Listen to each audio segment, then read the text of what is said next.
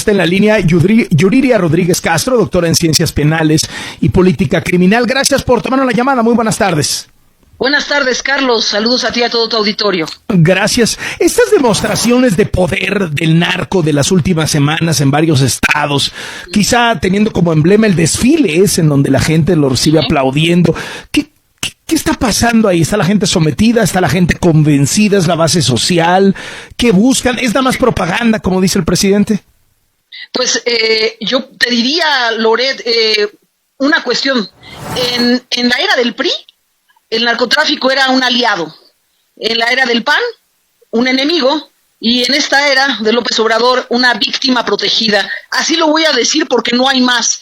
Entonces, claro, lo que tenemos es una reacción del grupo criminal de Sinaloa, sobre todo, donde, fíjate, ante la embestida del gobierno de Estados Unidos por arreciar la campaña antidrogas en México, incluso revivir una vieja campaña que tiene que ver con la captura de los grandes líderes del narcotráfico, y ir sobre todo contra estos cárteles, los más grandes, ¿no? Estamos hablando de Sinaloa y Jalisco. La respuesta de Sinaloa inmediatamente es una campaña en anuncios espectaculares con mantas diciendo nosotros no producimos fentanilo, y el presidente a su vez tratando de disculpar a estos grupos criminales. Me parece que minimizar las acciones criminales de estos grupos tampoco nos están llevando a una política antidrogas muy correcta, ni siquiera adecuada al contexto de crisis en seguridad que vivimos.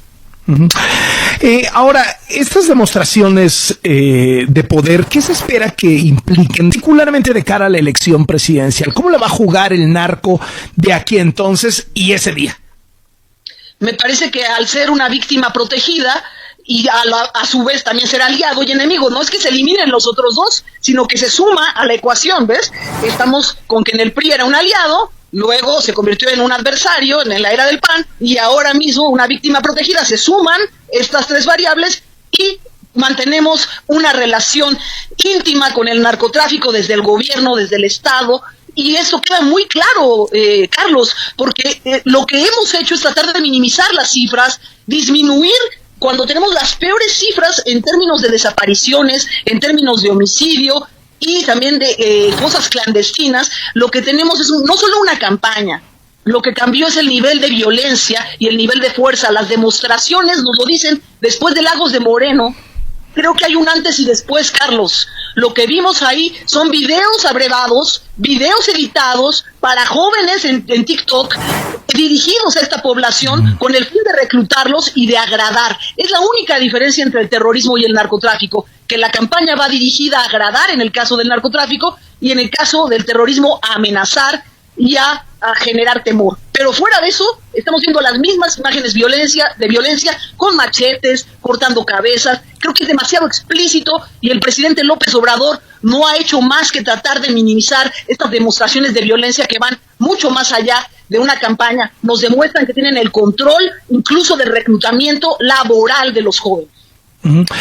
Frente a esto, ¿el ejército qué? Es decir, ¿se siente agraviado? Dice, bueno, pues mejor. ¿El ejército qué? Que digamos, como institución emblema encargada del asunto. El ejército está en un plan de espectador, de testigo, y también arrinconado, como están las fuerzas armadas en general en nuestro país, Carlos. Lo hemos podido ver. No solamente por estas muestras que da el narcotráfico de llegar a un poblado, ¿no? En Chiapas, donde ya el sur del país está dominado también por el narcotráfico, algo que no veíamos en sexenios anteriores. Hoy lo estamos viendo, el sur dominado por los grupos criminales y recibidos con aplausos. Esto te demuestra que las Fuerzas Armadas se han replegado, no hay más que hacer y están mirando simplemente el aprecio, la admiración que tienen algunos sectores también de la sociedad para recibir a estos grupos criminales. Esta es la realidad de México. Esto es lo que estoy observando y que creo que queda muy, muy claro también después de la extradición de Ovidio, cuando vemos que lo único que hay es como una idea de vamos a permitir que llegue Sinaloa para que nos libre del cártel Jalisco o viceversa. Es muy grave que se esté disputando de esta manera el tema de seguridad en nuestro país. ¿Qué le queda al gobierno en este año? ¿Qué puede hacer frente a esto si quisiera ponerse las pilas? Bueno, pues tendría sí que colaborar con el gobierno de Estados Unidos en materia del tráfico de fentanilo. También hay un problema de trata de personas que vienen desde China, donde están reclutando a estas personas que llegan de manera ilegal y las tienen ahí ya trabajando para producir el fentanilo. Hay que trabajar muy fuerte, por supuesto, para tratar de inhibir las campañas que ha encabezado el narcotráfico, porque no solo hablamos de reclutamiento, sino de homicidio, ¿no? Secuestro y homicidio, eso es lo que involucra también el reclutamiento de jóvenes. Así es como los reclutan y también como se deshacen de ellos. Bueno, pues hay que trabajar también con la sociedad civil. No se ha visto ese trabajo, pese a que el gobierno prometió que iba a trabajar con la sociedad para combatir el tema de drogas. No lo hay. Tenemos ahí estos resultados terribles. Estamos hablando de 150,000 homicidios dolosos aproximadamente, casi 3,000 fosas clandestinas, según datos del propio INEGI, ¿no? Y el tema también de 108,846 desaparecidos según la consultora T-Research. Nada más para mencionar cuál es el panorama con el cual vamos a dejar este sexenio y tratar de llegar a un cierre con todos los políticos enfilados y un ambiente de inseguridad nacional. Yuridia Rodríguez Castro, doctora en Ciencias Penales y Política Criminal, gracias por estos minutos y buenas tardes. Al contrario, gracias a ti, Carlos. Y cuando habló del tema migratorio, aprovechó para criticar de nuevo a los republicanos, a los del Partido Republicano en Estados Unidos, que cancelaron la entrega de $60 millones a México por considerar que México no está haciendo nada para combatir el tráfico de fentanilo. López Obrador aseguró que ni les pedimos dinero y que ni es tanto. No le vamos a autorizar 50 millones. Si no les hemos pedido nada. Antes daban esos 50 millones porque tampoco daban mucho. 50 millones de dólares, ¿cuánto es en pesos? Ahora que está el superpeso.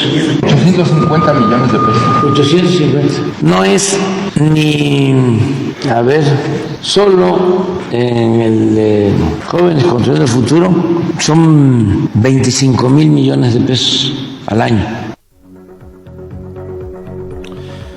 Insiste en que el problema de consumo de fentanilo está en Estados Unidos, pero los republicanos están utilizando el tema para culpar a México.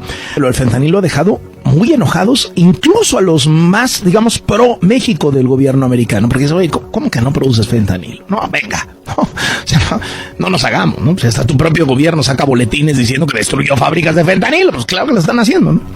Entonces eso ha generado muchísima atención. Entonces traen una petición y un reclamo, ¿no? Vamos a ver cómo se pone la cosa. Por cierto, hoy en distintos puntos de Sinaloa aparecieron narcomantas firmadas presuntamente por el cártel de los Chapitos. Dicen las narcomantas que se prohíbe la venta y actividades relacionadas con el tráfico de fentanilo en el estado, la fabricación, la transportación. Aseguran que ese nunca ha sido negocio de los Chapitos y que quien lo haga tendrá que atenerse a las consecuencias. Así lo pusieron. Entonces, pues vamos a ver qué consecuencias tiene este asunto, valga la redundancia.